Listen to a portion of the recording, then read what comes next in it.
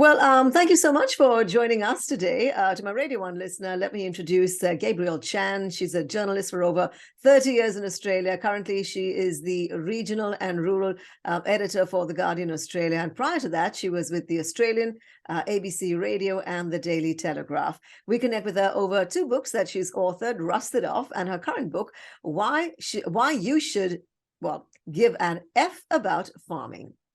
Welcome to the show. Thank you so much for joining us. Thanks so much, Erica. You know, as a city girl, married to a sheep and wheat farmer, you found yourself relocating to rural Australia. That was in the late 90s.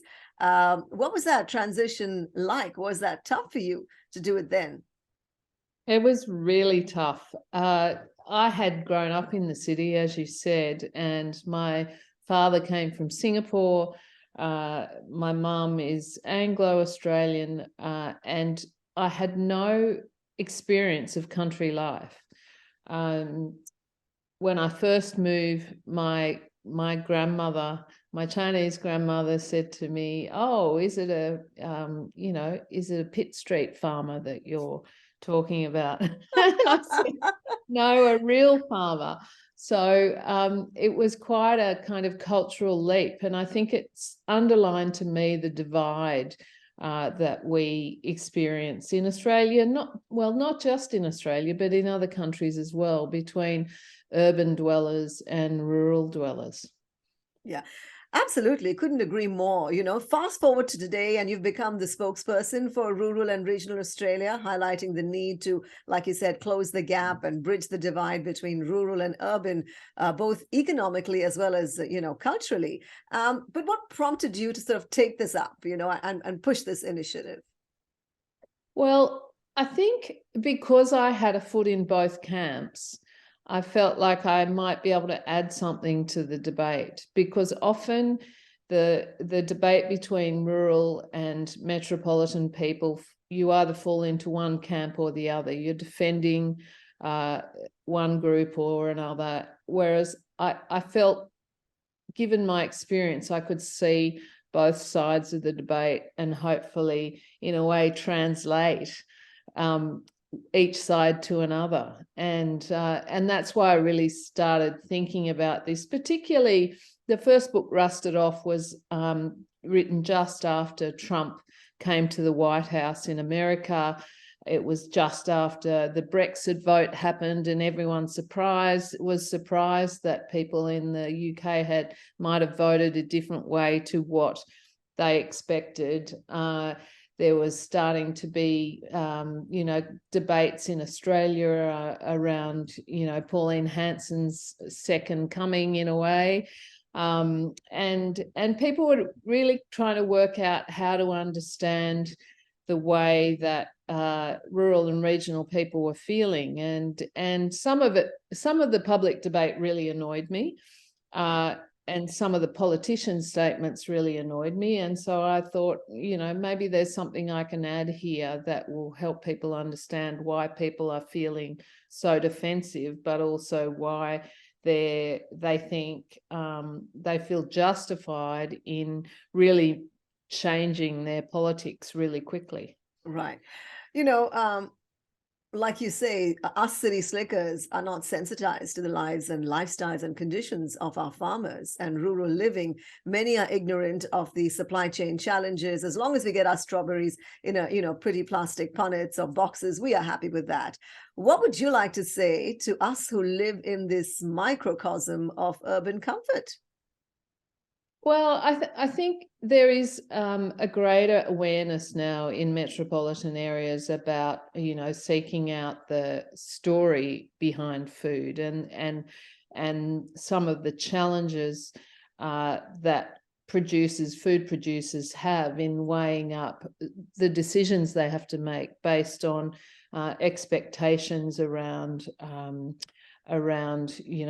not just carbon sequestration or emissions, but also, how much they're paid for crops, what decisions they have to make to balance, how much crop they grow compared to how sustainable it is. There are all these decisions that have to be made. And I think that, to be fair, there are some expectations too amongst rural people, that they feel, you know, city people have this easy life. They just go along to the supermarket and buy stuff and it's all there for them. But there are other challenges, I think, about city living that I find really challenging myself. You know, the cost of housing, the cost of living, all of those things can be quite high. So, I mean, I guess I'd say to both metropolitan and rural people, you know, all of these decisions about food growing are decisions that may be made in the context of the way government policy works, or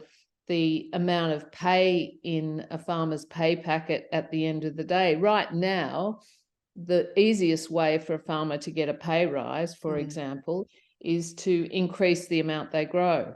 Now, that might require fertilizers and chemicals and all sorts of stuff that those same consumers think, oh, I don't want to use that in my food. Well, do you want to pay more for your food?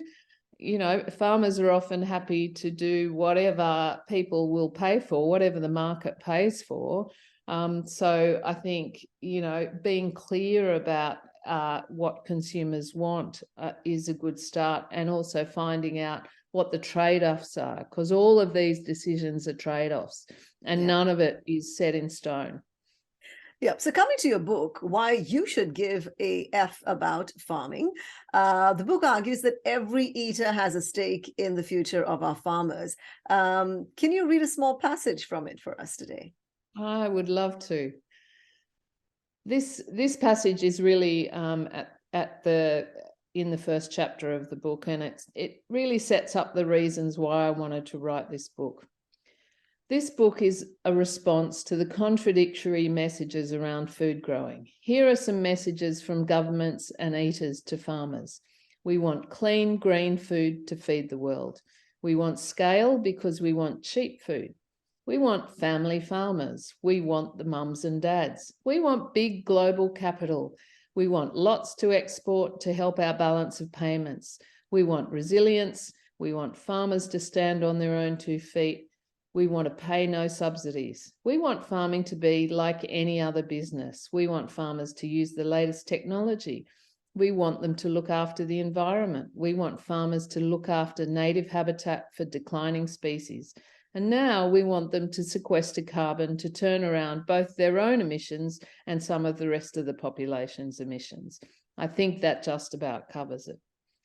So that passage is essentially about those expectations that people have, and the fact that, you know, logically, farmers can't do all of those things because there's a lot of messages in there that are completely contradictory.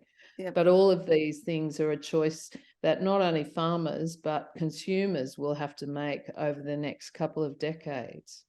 Absolutely. And this speaks for farmers around the world. How did you research for this book? Did you travel to rural and regional places outside of Australia? No, I didn't, because unfortunately, you know, timing is everything. And I started researching this book at the end of 2019, and I was due to leave the country in March 2020. The week that the world locked down for the pandemic. So basically, I was homebound. I live in a rural area west of Canberra, so I had a good understanding of rural areas, but unfortunately I couldn't travel anywhere in the world for this research because the book subsequently came out in 2021, and you know, it was very hard to travel during that time. But I tell you what, one of the things that did catch my eye in the global debate was the protests of Indian farmers in the last year.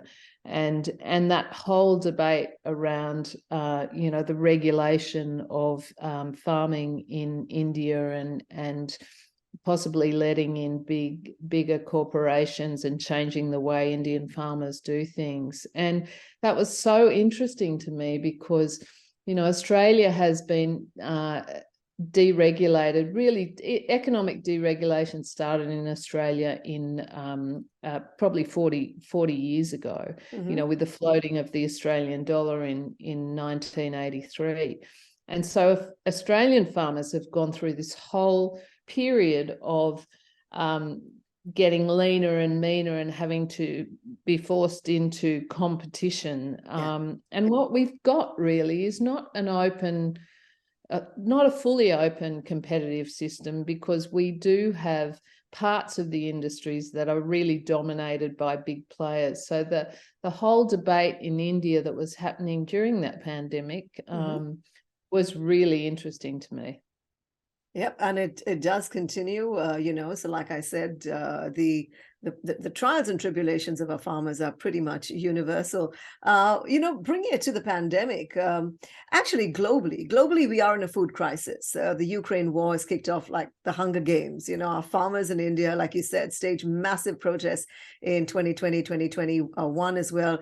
As an individual, how can we support our farmers?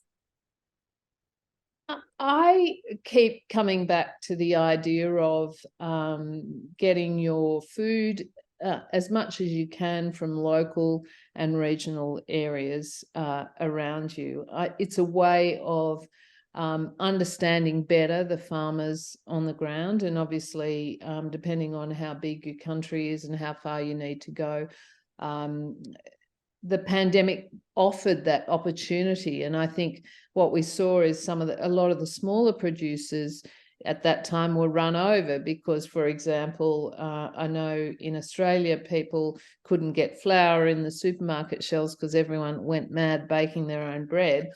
And so the small producers of farmers who could mill their own flour were run over by people who needed flour and started buying it locally. So I think that was a really interesting example. And though I'm not as familiar with the situation in India, I can't wait to go. Yeah.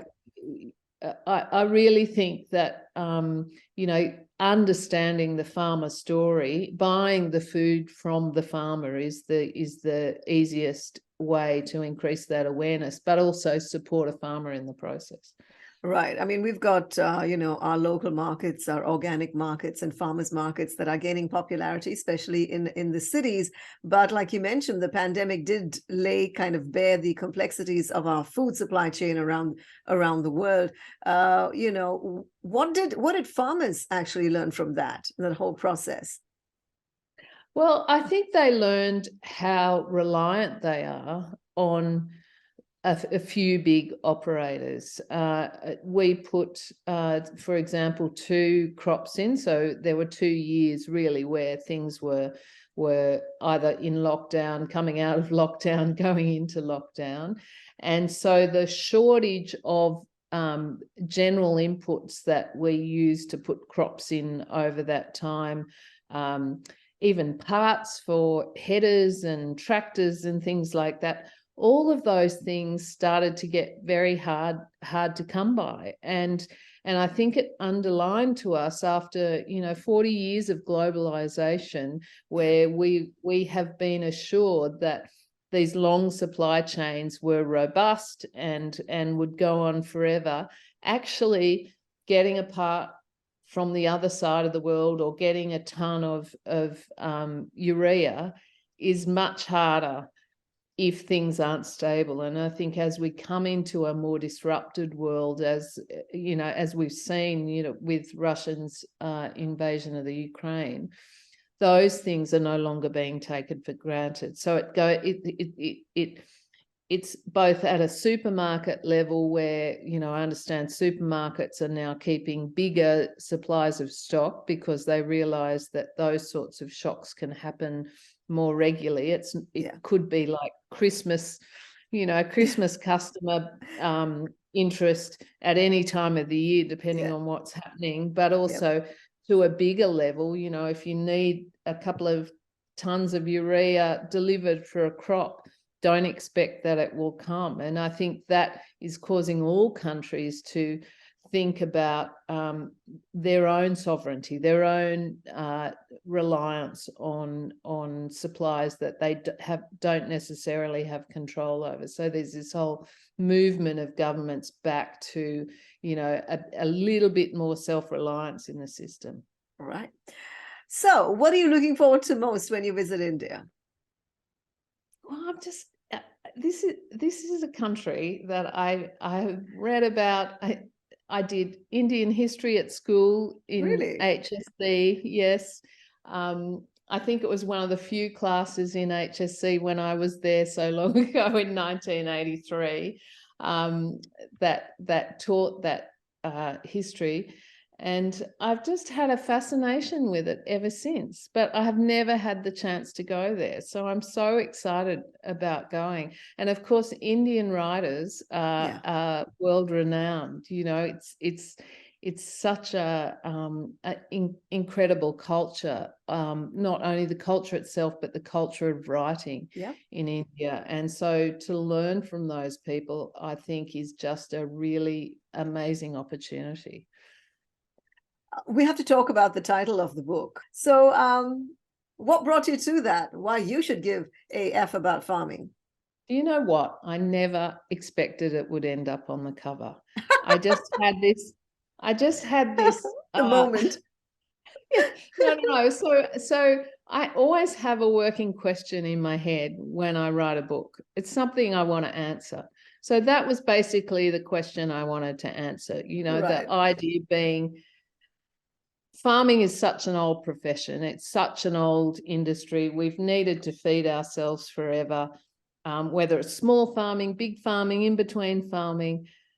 I think in modern cultures, we think the farming thing is fixed, that, you know, there will always be food grown for us. End of story, full stop. Don't need to ask any more questions. But I thought, you know, with climate change, obviously there are natural disasters and all sorts of environmental changes. Maybe we need to look at this thing again. The other trend that was really driving me was the trend towards carbon sequestration. So using the fights over how you use land. Do you use land for housing? Do you use it to grow food? Do you use it to lock up and grow lots of trees to sequester carbon? All of these things are coming across my editor's desk every single day of the week. So that was the question. Should you care about farming, basically? Yeah. The publisher asked me if I needed it, if I had a title. I said no. She said, what do you call it in your head? And I said, well, I just have this question. And she said, I love it. And I said, I don't know if I want it on the front of the book. I really don't. Well, Anyway, when you talk to your grandchildren, you could say F is for farming. well, fig. F is for fig. Yeah, that Why too. you should give a fig about farming. And we do have some beautiful fig trees on the farm. You do. All right. So, I mean, thank you so much for sharing your time with us, you know, and Absolute pleasure. it seems that you've kind of straddled both worlds, rural and urban, with such ease. And, you know, going forward, great example, you know, for us to follow. Thank you so much for checking in with us, and good luck with your India trip. Looking forward to someday catching up with you in person. Thank you very much, Erica. It was a pleasure. 94.3 One world, your station. Radio 1.